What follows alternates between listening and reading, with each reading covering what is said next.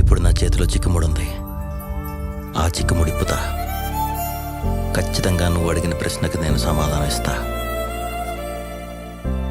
It's my promise.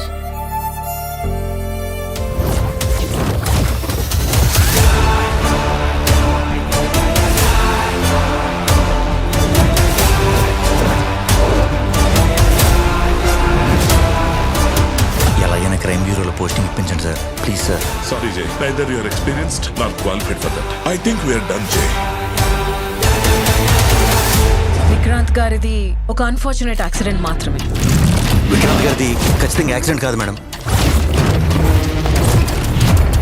బట్టతల, బొత్తద్దాలు పెడితే కానీ కనిపించిన కళ్ళు, లెఫ్ట్ లెగ్ పోలియో, అలాంటి వ్యక్తి నన్ను చూసారా?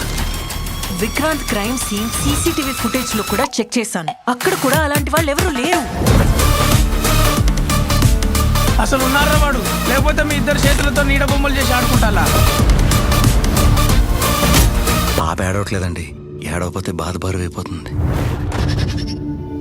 భరించలేని బరువు అయిపోతుంది.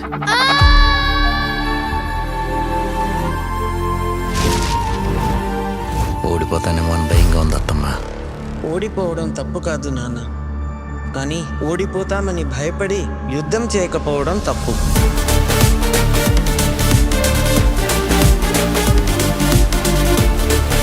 మూడు రోజుల నుంచి ఎదురు చూస్తున్నాను, ఇంక ఓపిక లేదు. నక్కి నక్కి నడిచింది చాలు. రా. Hi, Mrityunjay.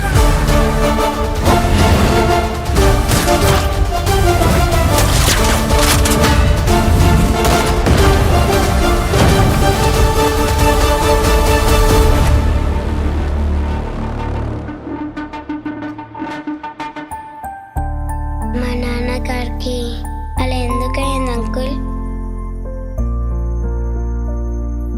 మా అమ్మ నాన్నకి అలా ఎందుకయింది అంకుల్? చెప్పినా నీకు అర్థం కాదు.